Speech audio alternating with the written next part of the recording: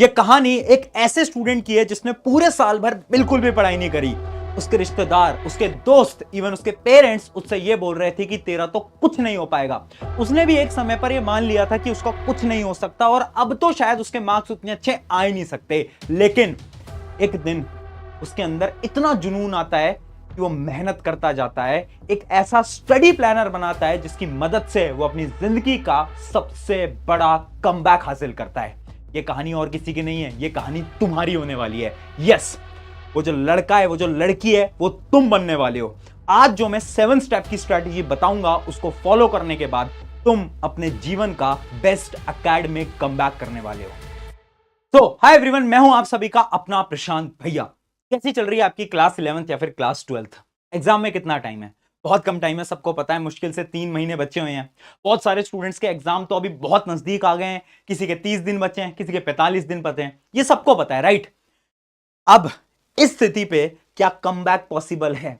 ये मन में सवाल आ रहा है ना, क्या सच में पॉसिबल है? क्या हो पाएगा? एक बार ये सवाल खुद से पूछो, खुद से बोलो, क्या तुम जितना भी टाइम बचा है ना एग्जाम में, उसमें हर रोज 4 घंटे सेल्फ स्टडी करने को तैयार हो? यस या फिर नो? खुद से पूछो। सेल्फ स्टडी की बात कर रहा हूं यहां पर मैं। स्कूल का टाइम हटा दो, कोचिंग का टाइम हटा दो, सेल्फ स्टडी 4 घंटे हर रोज कंसिस्टेंसी के साथ।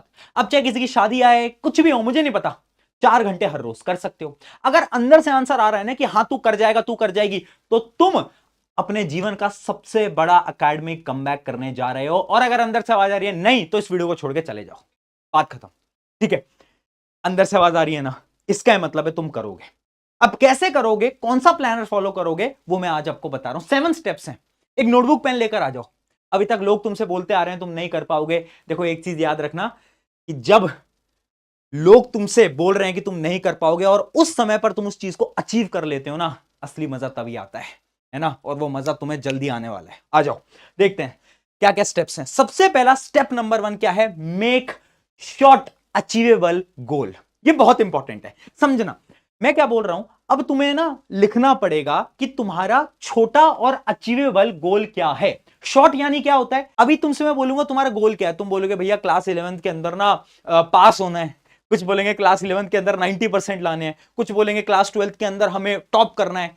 वो तुम्हारा लॉन्ग टर्म गोल है। मैं बोल रहा हूं शॉर्ट टर्म गोल, यानी अगले 30 दिन के अंदर तुम्हारा क्या गोल है। अब लिखो फटाफट से। नेक्स्ट 30 डेज के अंदर तुम्हें क्या क्या चीज को अचीव करना है, वो सारे टॉपिक्स लिख दो, वो सारी चीजें लिख दो जो कि तुम्हें अचीव करनी है। लिखो फटाफट से, है ना?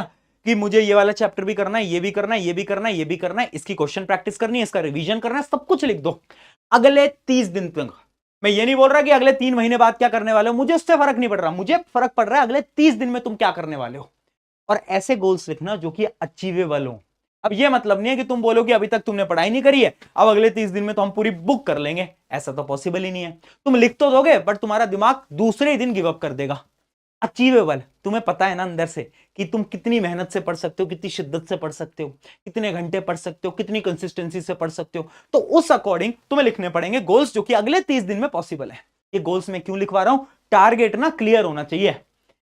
एक पेपर ले लिया, लिख लिए गोल्स, अब टारगेट क्लियर है, अगले 30 दिन क्या करना है अब नहीं सोचना भैया, अब टारगेट हमारे क्लियर है। फिर आता है हमारा स्टेप नंबर 2। स्टेप नंबर 2 क्या है? डिसअपियर। अब होना पड़ेगा हमें गायब। इस दुनिया के अंदर अगर सक्सेसफुल होना है तो लोगों से दूर होना पड़ेगा। जब तक आप अपनी सबसे कीमती चीज कुर्बान नहीं करते, कोई भी चीज आपको मिलती नहीं है। ये सच्चाई है इस जीवन की, है ना? तुम्हारी कीमती चीज क्या है? मोबाइल फोन, तुम्हारा डिस्ट्रैक्शन। जो भी तुम्हारा डिस्ट्रैक्शन है, कुछ महीनों के लिए गिव अप करके देखो। मैं ये नहीं बोल रहा कि हमेशा के लिए छोड़ दो, 2 साल के लिए छोड़ दो, 10 साल के, नहीं नहीं नहीं, कुछ महीनों के लिए बस ट्राई करके देखो। क्योंकि जब तुम ट्राई करोगे ना, तो तुम्हें मजा आने लगेगा। तो ये डिसअपियर अब तुम्हें होना पड़ेगा, क्योंकि अब बात आ गई है तुम्हारे ईगो पे, है ना? बहुत बोल लिया लोगों ने अभी तक कि तुम नहीं कर पाओगे, अब ईगो पे बात है यार। अब करना पड़ेगा, अब डिसअपियर हो जाओ और अब मेहनत लगाना स्टार्ट कर दो। फिर आता है स्टेप नंबर 3। अब हमें क्या करना पड़ेगा? एक प्लानर बनाना पड़ेगा। प्लानर क्या है? टाइम टेबल नहीं बोल रहा कि सुबह उठेंगे, ये करेंगे, वो करेंगे, ये तो बकवास होती है। प्लानर से मेरा क्या मतलब है कि जैसे मैंने आपको बताया कि अगले 30 दिन आप क्या करने वाले हो, वो आपने लिख लिया, ठीक है? अब आपके पास हर रोज का प्लानर होना चाहिए कि डेली आपके टारगेट्स क्या हैं। जैसे मान लो डे वन में मैंने अपने टारगेट्स लिख दिए कि मुझे फिजिक्स का ये वाला चैप्टर पूरा पढ़ना है, वन शॉट भी देखना है, क्वेश्चन प्रैक्टिस भी करनी है और अलग अलग सवाल भी लगाने हैं, सब कुछ करना है मुझे, मैंने लिख दिया। अब ये मुझे अचीव करके ही सोना है, और जब मैं इसको अचीव कर लूं तो इसमें मैं ऐसे कट लगाऊंगा। वो कट क्यों लगाऊंगा? ये सेटिस्फैक्शन है तुम्हारी, हर रोज की सेटिस्फैक्शन है तुम्हारी। जब तुम्हें स्टार्ट करोगे ना, ऐसी सेटिस्फैक्शन आने लगेगी अंदर से, वो जो तुम्हें अभी तक फील हो पा रहा था ना कि तुम बेकार हो, तुम नहीं पढ़ पाते, तुम मेहनत नहीं कर पाते, वो अचानक से डीमोटिवेशन कम हो जाएगी और मोटिवेशन तुम्हारे अंदर से आने लगेगी और हर रोज तुम मेहनत से पढ़ाई करना स्टार्ट कर दोगे। तो प्लानर बनाना है, टाइम टेबल तो बकवास चीज होती है, कमी मत बनाना। फिर आता है अगला स्टेप, स्टेप नंबर 4, जो कि है स्मार्ट वर्क स्ट्रैटेजी। अब देखो स्मार्ट वर्क स्ट्रैटेजी क्या बोलती है। सबसे पहली चीज तो आपको ना एक नॉर्मल स्ट्रैटेजी होती है RQR स्ट्रैटेजी, वो मैं आपको पहले समझा देता हूं। RQR स्ट्रैटेजी क्या बोलती है, देखो RQR, पहले R का मतलब है कि आप रीड कहां से करोगे। यानी मान लो एक चैप्टर है फिजिक्स का, सबसे पहली बार उसको पढ़ोगे कहां से? वो नोट्स हो सकते हैं, वो वन शॉट वीडियोस हो सकती हैं, वो डिटेल लेक्चर्स हो सकते हैं। तो सबसे पहले तो आप लिख दो कि फिजिक्स का ये वाला चैप्टर मैं यहां से पढ़ने वाला हूं। फिर क्यू का मतलब होता है क्वेश्चन प्रैक्टिस, यानी यहां की आप क्वेश्चन प्रैक्टिस कहां से करोगे, फिजिक्स के उस चैप्टर की क्वेश्चन प्रैक्टिस किस किताब से करोगे। अब यहां पर 10 किताबों में कंफ्यूज नहीं होना है हमें कि ये भी कर लेते हैं, वो भी कर लेते हैं, ऐसा भी हो जाएगा, वैसा भी हो जाएगा, नहीं। One book, one teacher, one shot भी एक ही टीचर के देखने, और क्वेश्चन प्रैक्टिस भी जिस भी चीज से आप क्वेश्चन प्रैक्टिस कर रहे हो वो आपका क्लियर होना चाहिए। और फिर आता है रिसोर्स, यानी ये जो तीसरी चीज है ना, ये क्या है? रिसोर्स, यानी रिवीजन रिसोर्स, कि हम रिवाइज कहां से करेंगे, ये बहुत इंपॉर्टेंट है ना। किसी भी चीज को जब तक आप रिवाइज नहीं करते तब तक कुछ हो नहीं पाता। तो आपको ये क्लियर होना चाहिए आप रिवाइज कहां से करोगे। आप शॉर्ट नोट्स बना रहे हो, या फिर आप अपने दोस्तों के नोट से रिवाइज कर रहे हो, या फिर आप किसी और तरीके से रिवाइज कर रहे हो। RQR, हर एक सब्जेक्ट के लिए सबसे पहले RQR अपना सॉर्ट कर लो, क्योंकि मैं बहुत सारे स्टूडेंट से बात करता हूं, वो कंफ्यूज रहते हैं।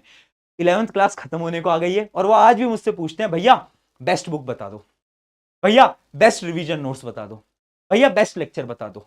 अरे यार इतनी बार बता रखा है, तेरे को फिजिक्स पढ़नी है, मैं पढ़ा रहा हूं यहां पर, तेरे को बेस्ट बुक लेनी है तो मैंने एक किताब लिख दी है भाई तेरे लिए फिजिक्स की, लिंक डिस्क्रिप्शन में दे दूंगा, है ना। क्वेश्चन बैंक दे दिया है, फिजिक्स का भी दे दिया, केमिस्ट्री का भी दे दिया है, उसको उठा और प्रैक्टिस करना स्टार्ट कर, है ना।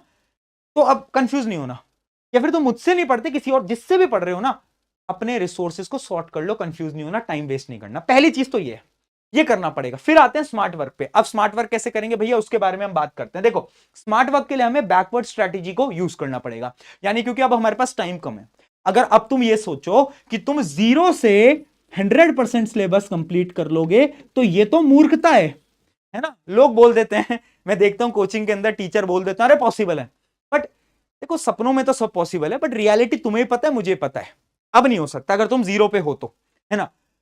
अब तुम्हें यह देखना पड़ेगा कि कौन सा 50-60% है सिलेबस का जिसमें कि एग्जाम में क्वेश्चन ज्यादा आते हैं। समझ रहे हो बात को? अब हमें वो टॉपिक्स निकालने पड़ेंगे जो टॉपिक्स रिपीट हो रहे हैं हर साल, है ना। वो सिर्फ 40-50% सिलेबस होता है क्योंकि हर साल बहुत हाई वेटेज में आता है। तो अब हमें वो काम करना है। तो सबसे पहले अपने टॉपर दोस्त के पास जाओ और उससे पूछ लो। अगर टॉपर दोस्त नहीं है, यूट्यूब पे चले जाओ, एनालिसिस वीडियोस होती हैं कि हर चैप्टर के मोस्ट इंपॉर्टेंट टॉपिक्स। तो अब हमें वो पूरे चैप्टर पे फोकस नहीं करना है, हमें उस चैप्टर के वो टॉपिक्स उठाने हैं जिनसे कि हर साल सवाल आ रहे हैं।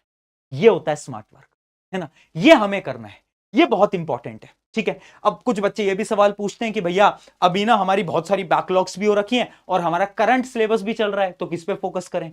तो देखो एक सिंपल सा रूल मैं आपको यहां पर भी बता देता हूं, जो कि होता है 70-30 रूल। 70-30 रूल ये बोलता है कि जब भी आपकी बैकलॉग हो गई है और आपका करंट सिलेबस भी चल रहा है, तो आपको फोकस करना होता है करंट सिलेबस पे। पुरानी बातों को बाद में याद करेंगे। तो आपका 70% टाइम जाना चाहिए आपके करंट सिलेबस पे, और जो 30% टाइम है वो आपके बैकलॉग्स पे आपका जाना चाहिए। यानी हमें क्या करना है, ज्यादा टाइम जो आज पढ़ाई हो रही है आपके स्कूल के अंदर, ट्यूशन के अंदर, कोचिंग के अंदर, आपको वहां फोकस करना है। बैकलॉग पे आपको कम फोकस करना है, ज्यादा बैकलॉग पे फोकस मत लगाओ। ट्राई करो सैटरडे संडेज या फिर जब आपकी छुट्टी वगैरह हो तब आप बैकलॉग पे फोकस कर पाओ, ठीक है। और बैकलॉग पढ़ना है तो स्मार्ट तरीके से पढ़ना है, जो कि मैंने आपको बताया। आपको बेस्ट टॉपिक पता होने चाहिए, सिर्फ वो टॉपिक्स पढ़ो, काम खत्म, है ना। और क्वेश्चन प्रैक्टिस वो तो आपको करनी होगी। तो ये बहुत इंपॉर्टेंट टेक्निक है, इसको फॉलो करो। फिर आते हैं अगली स्ट्रैटेजी की तरफ, जो कि है step number 5, study less repeat मोर।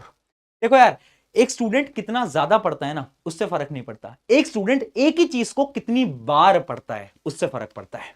यानी ना, हमारी जो मेमोरी है ना, अगर ये हमें तेज करनी है तो हमें बार बार एक दो चीजें पढ़नी पड़ेंगी, तभी हमारी मेमोरी में स्टोर हो पाएगा। तो इसलिए थ्योरी सब्जेक्ट्स के लिए रिपीट करो, यानी रिवाइज करो, बार बार रिवाइज करो। अब रिवीजन का बेस्ट तरीका क्या है? रिवीजन का बेस्ट तरीका होता है क्वेश्चन प्रैक्टिस। ये मैं बहुत बार बोल चुका हूं कि जब तुम सवाल लगाना स्टार्ट करती हो ना, तो उसकी मदद से तुम्हारा रिवीजन होता है। अब ये कोई छोटी क्लास तो है नहीं 9th-10th, जिसके अंदर तुम वापस से नोट्स उठाओगे, नोट्स पलटते जाओगे, पलटते जाओगे, पलटते जाओगे, पलटते जाओगे। अब तुम्हारे एक चैप्टर के नोट्स ही इतने मोटे किताब के बराबर होंगे, तुम्हें पता है आपके टाइम पे, है ना। तो इस वजह से तुम वो रिवाइज नहीं कर सकते। तो इसलिए पहले क्वेश्चन प्रैक्टिस करो। अगर एक चैप्टर के क्वेश्चन तुमसे सॉल्व नहीं हो पाए, तो फिर अपने नोट्स पे आओ और फिर तुम क्या करो, नोट्स वगैरह रिवाइज करो और फिर वापस से क्वेश्चन की तरफ जाओ। ये तरीका होता है। अगर किसी चैप्टर के क्वेश्चन सॉल्व हो जाएं, तो उसके नोट्स वापस से पलट के देखने ही नहीं होते। इसका यह मतलब होता है कि वो चैप्टर तुम्हें पूरी तरीके से आता है, अब तुम्हें उसको रिवीजन नहीं करना है। ये बात समझ में आ गई। अब आते हैं स्टेप नंबर 6 की तरफ, जो कि है नेवर डिस्कस। देखो, इस समय पर ये जो तुम्हारे गोल्स हैं, ये जो तुम्हारी स्ट्रैटेजीज हैं, इनके बारे में ना डिस्कस मत करो। तुमने एक चीज नोट करी कि जब भी तुम किसी को अपना कोई प्लान बताते हो, तो वो प्लान ना कभी भी पॉसिबल नहीं हो पाता। देखा है, तुम बोलोगे कि चलो मैं ना परसों घूमने जाऊंगा, और 4 लोगों को बता दो, तुम जा ही नहीं पाओगे घूमने परसों। होता है ना ऐसा? ऐसा क्यों होता है? क्योंकि एक साइंटिफिक टर्म होती है डोपामिन, है ना। जब हम किसी को वो चीज बता देते हैं ना, तो हमें ना उसका सेटिस्फेक्शन मिल जाता है। फिर हम उस चीज को अचीव करने के लिए उतनी मेहनत करते ही नहीं है।